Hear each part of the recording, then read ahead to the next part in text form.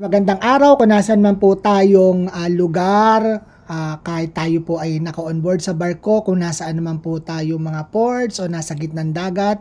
Magandang araw po sa inyong lahat at sa ating pong mga masusugid na subscriber dito po sa The Wanderer TV. Maraming salamat po sa inyong pagtangkilik at patuloy na pagtangkilik, at sa ating mga bagong manonood ay welcome po dito sa The Wanderer TV.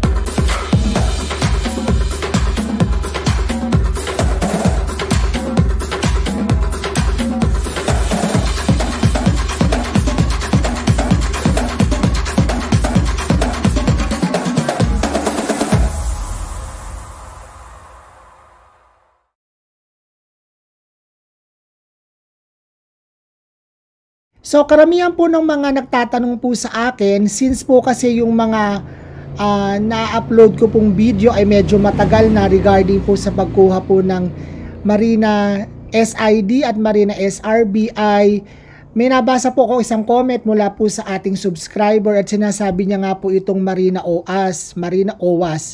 So, ito nga po ay aalamin po natin kung ano itong Marina OWAS, para po mas mabigyan tayo ng impormasyon kung ano nga ba nakapalibot dito po sa website na ito ng Marina, na kung saan po ay ito po ang isang konbinyente at isang ligtas na paraan ng pagsaset ng appointment para kayo makakuha ng inyong Seafarers Identity Document or SID at ang ating pong Seafarers Record Book or SRB to any of your preferred marina offices nationwide. So kung ano man pong marina offices sa buong Pilipinas ang pwede nyo pagkuhanan, pwede po ditong magpa-appointment. So bago po tayo magpatuloy kung paano po bang kumuha ng appointment or kung paano simulan ang kumuha ng SID at SRB, basahin po muna ano po ba ang Marina OWAS. So ito po yung kanilang nilalaman sa About Us. Ito po yung kanilang explanation. The OAS provides applicants a convenient and secure way of setting an appointment by providing available slots for schedule and preferred marina offices or sites. OAS also provide e-payment solution to which allows seafarers, medyo malito, seafarers to pay for their transactions wherever they are prior to their appointment schedule. With Marina OAS, appointments are processed real-time with automatic sending of appointment confirmation directly to seafarers, email address, and mobile number without any staff action. So, diretso na daw po ito sa email address at saka sa cellphone number na binigay nyo. The data inputted by the applicant in the online appointment system will be captured in the application capturing biometric enrollment system. Thus, applicants are reminded to ensure all data inputted are complete and correct. So, before anything else, make sure na ang ilalagay nyo daw po ng mga detalye ay tama at kompleto. So, ito po muna po pala yung ating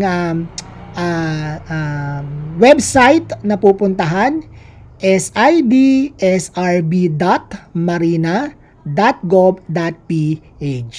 Once again, sidsrb.marina.gov.ph.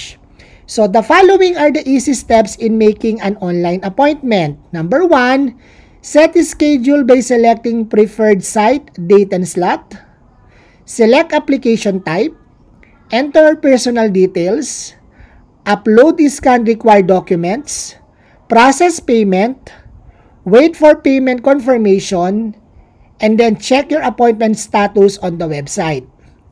Please read the following requirements of the Marina SID SRB online appointment system before getting started. O mahalaga daw po na ito muna ay alam nyo at naka-prepared before daw po kayo mag-start ng inyong appointment.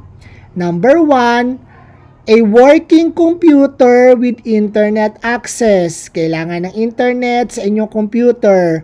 Or a web browser for desktop or mobile kung kayo naman daw po ay gagamit ng cellphone.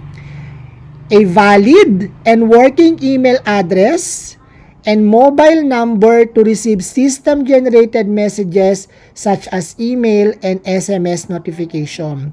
So, bago po kayo magsimula ng paggawa ng appointment or pag-fill up ng information dito po sa Marina SID SRB OWASP, ay kinakailangan daw po na mayroon kayong valid and working email address.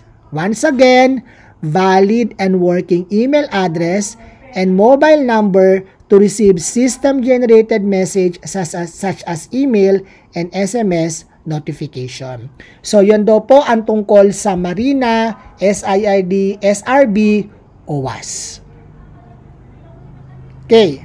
Sa ating pong pagpapatuloy ay puntahan naman po natin ang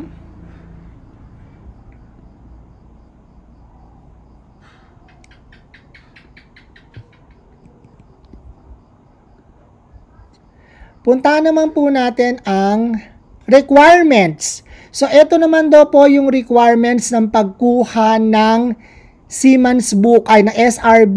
Ito, basahin natin.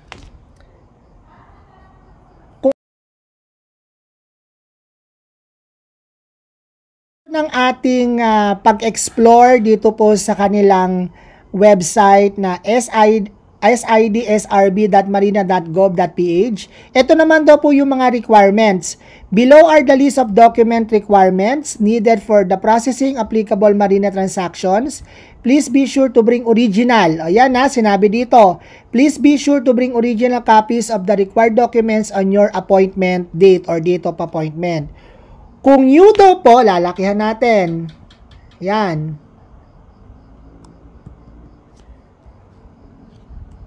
Kung new application daw po ng SID, ang kailangan lang natin ay SRB. Yung Siemens Book. Kung meron pa kayong, hindi ko rin po mag-gets to new nga ba't paano ka magkakaroon ng SID? So, ano to? New SID, kailangan mo magdala ng Siemens Record Book. Kung kailangan mo naman ng Siemens Record Book, so kung makikita nyo dito, talagang kailangan mong unahin ang Siemens Record Book before ka makakuha ng SID. Kung ang pagbabasihan natin ay itong requirements na to. So, ano daw po ang kailangan sa new SRB?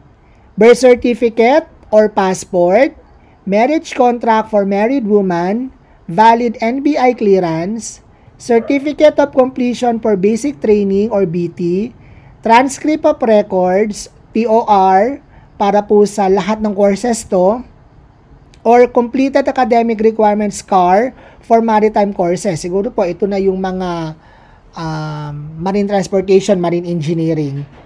Bali, pagkuha nyo naman po ng CAR, meron pa rin naman po kayong TOR.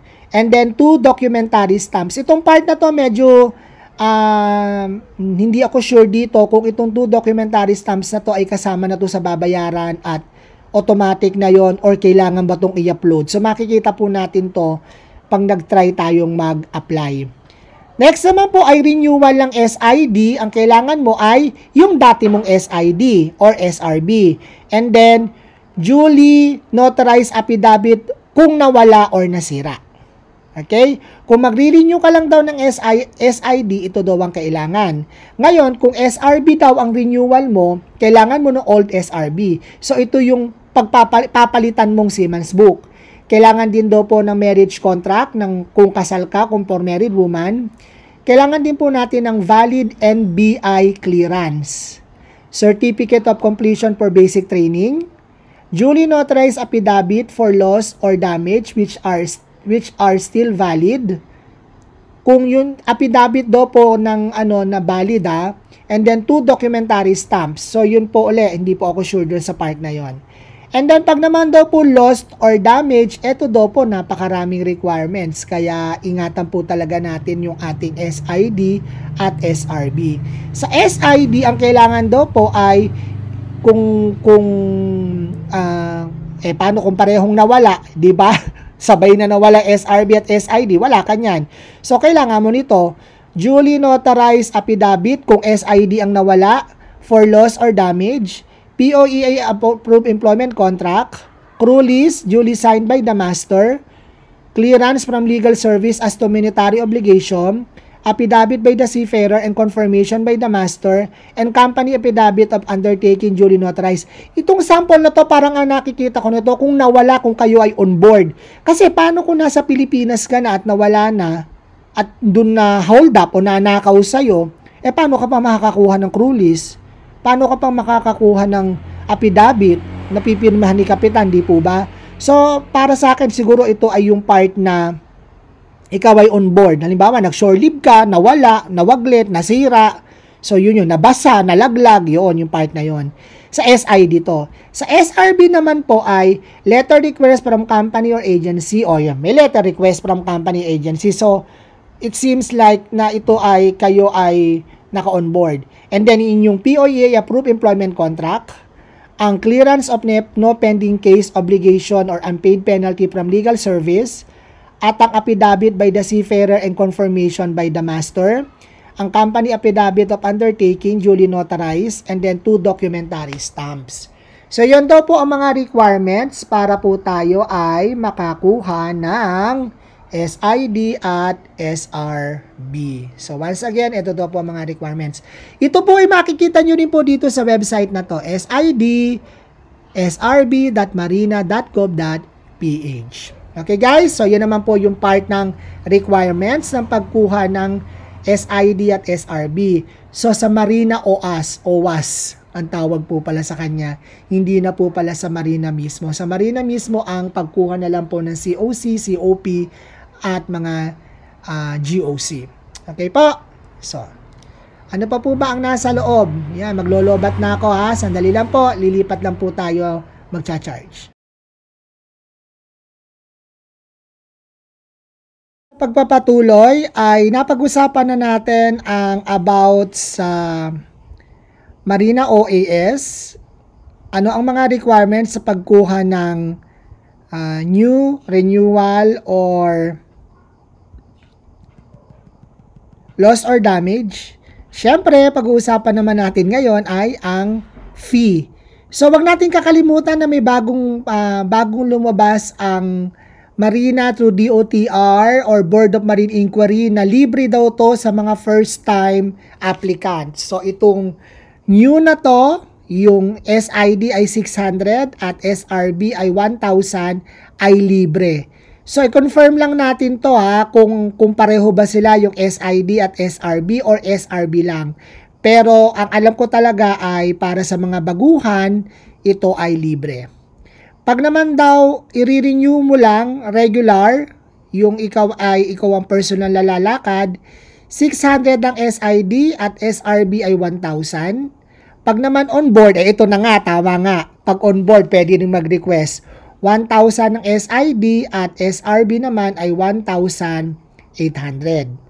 Pag reissuance, yung nawala, regular ay 600, SRB 1,000. Ang reissuance on board, nawala, loss or damage, 1,000 ang SID at SRB ay 1,800. Pag naman application for on-site processing, itong part na to medyo mahal. Ano kaya ibig sabihin nitong application for on-site processing? Hindi ko po ito alam. Kung meron po kayong idea kung ano po ibig sabihin nito, baka po ito ay rush or whatsoever, ay paki-comment down below na lang po kung ano ibig sabihin yan. Yan naman daw po ay 1,800. So, below, please see below list of applicable fees per transaction before processing your appointment. Please note that an applicable convenience fee depending on your method of payment is to be added on top of processing fee. So, marami silang mode of payment. So, pwede kayong gumamit ng inyong credit card or debit card, pero may charge na 6 pesos plus 5% ng 1,000. So, may additional 50 pesos. Tama ba? Yes. Cash na 50 pesos. Kung cash, e-money kung 50 pesos, kung Kung e-money gagamitin, 50 pesos. At kung online banking naman, para sa mga seafarers, ako ang personally, ang maisasuggest ko ang Union Bank online banking. Napakabilis gamitin, napakagandang gamitin, smooth ang transaction, 50 pesos. So once again, ito po ang ating table of fees para po sa pag-apukuhan natin ng processing ng appointment para makakuha po tayo ng SID at SRB. However, meron po akong nabasa dito, hanapin po natin na hindi daw po ito refundable.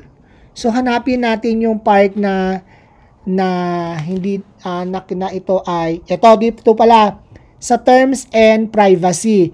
Usually kasi tayo problema natin, pindot lang ng pindot, yes lang ng yes nang hindi natin binabasa.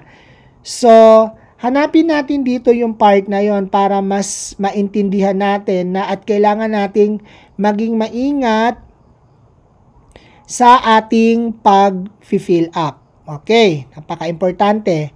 No refund policy. This appointment and scheduling system allocate the slots on a first-come, first-served basis.